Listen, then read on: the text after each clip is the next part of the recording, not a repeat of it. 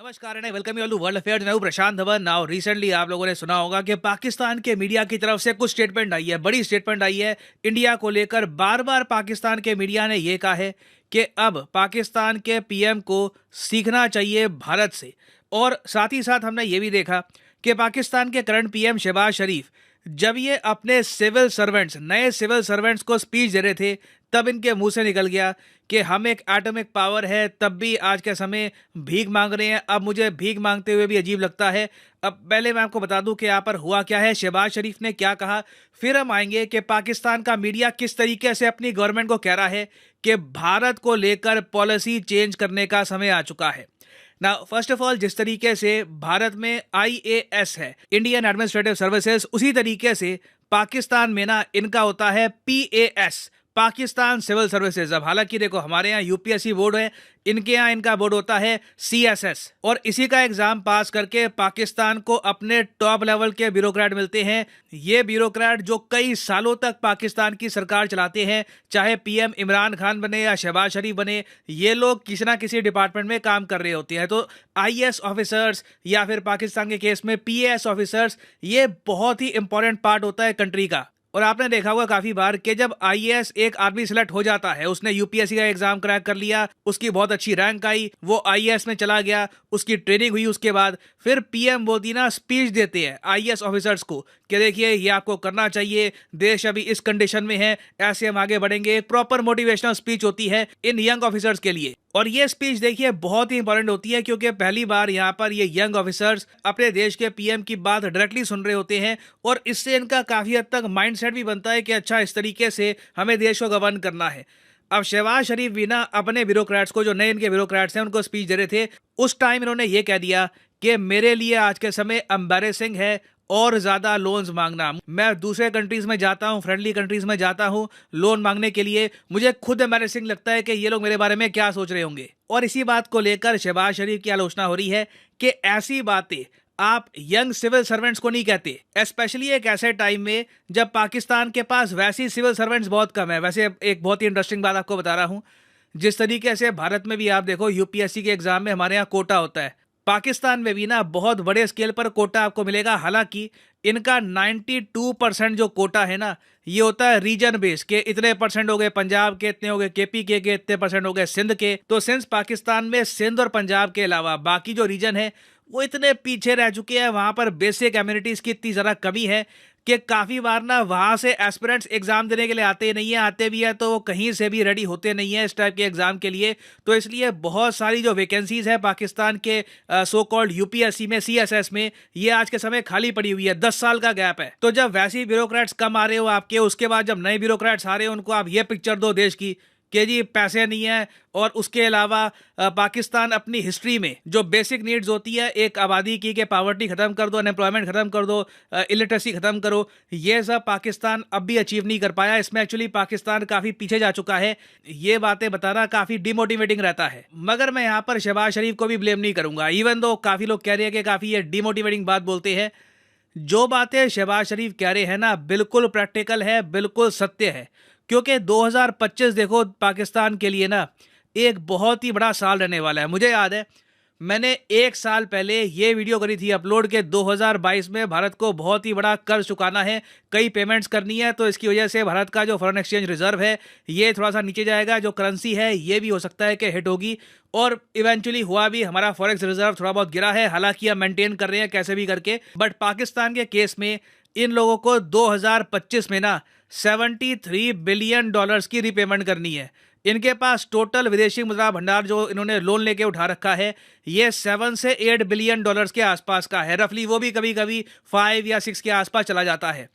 तो मुझे देखिए कहीं से समझ नहीं आ रहा, आई मीन कोई भी मैथ आप लगा लो, जो 2025 में डिमांड आएगी ना पाकिस्तान को कि वापस करो लोन, और जो इनके पास पैसा है, आई मीन चाइना, यूएस, सब लोग मिलके भी हेल्प कर दे, मुझे नहीं लगता कि 73 बिलियन डॉलर्स के आसपास का जो ये अमाउंट है ये पाकिस्तान रिपे कर पाएगा। मोस्ट प्रॉब्ली पाकिस्तान 2025 में डिफॉल्ट करने वाला है। ये हो सकता है कि थोड़ा पहले भी डिफॉल्ट कर दे, but it is coming. It is not a question of if, it is a question of when. ये सवाल नहीं है कि ये होगा या नहीं होगा, सवाल ये है कि ये कब होगा। अब ये तो मैंने बात करी है पाकिस्तान के पीएम के बारे में।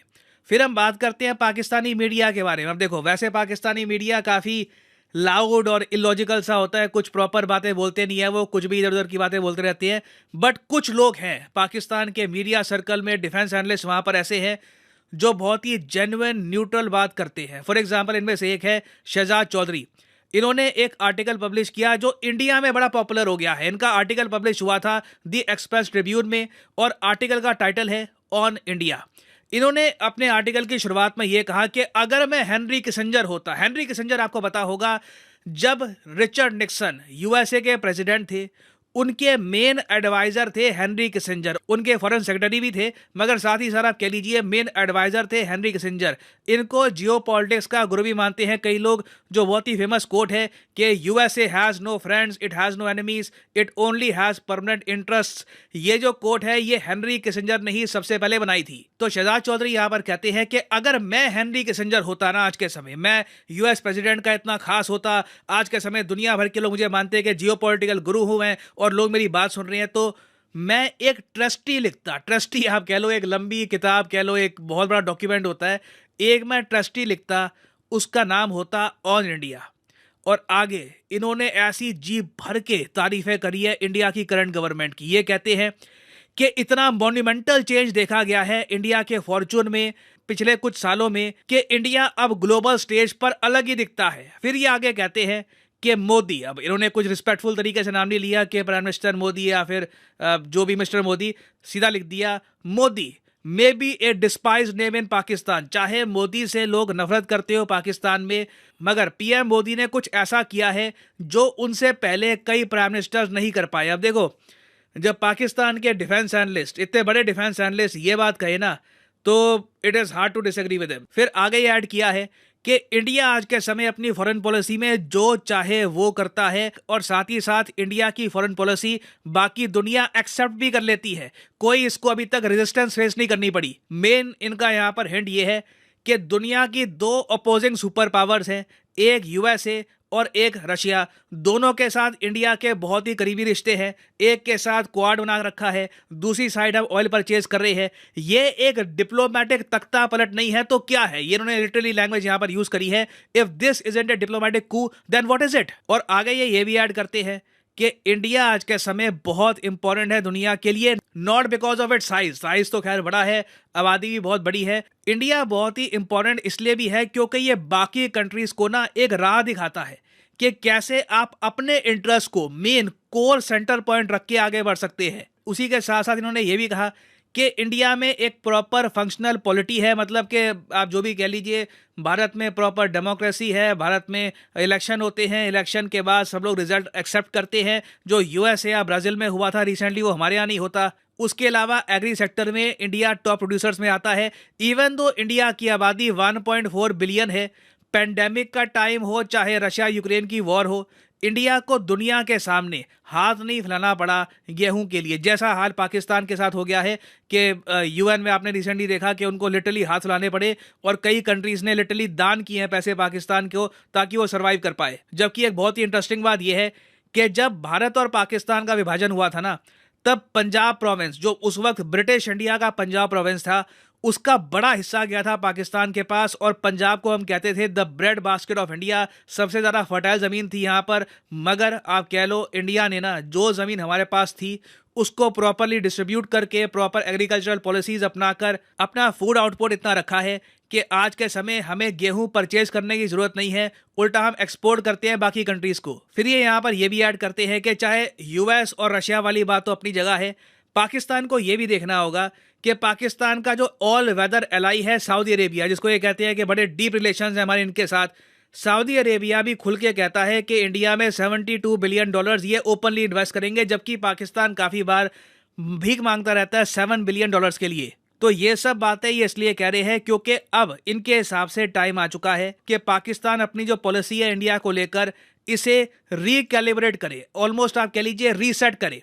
क्योंकि जो इनकी पॉलिसी थी अब तक इंडिया को लेकर के कश्मीर तोड़ेंगे ये वो वगैरह, अब जो इंडिया बन चुका है और बहुत ही जल्द और बड़ा बनने वाला है, पाकिस्तान कहीं से अफोर्ड नहीं कर पाएगा खराब रिलेशंस इतने बड़े जायंट के साथ। It is stupid. तो इसलिए इन्होंने गुहार लगाई है अपनी एस्टैब्लिशमेंट से कि it is time to break away from convention. जो हम करते आए हैं वहां से चेंज करने का टाइम आ चुका है।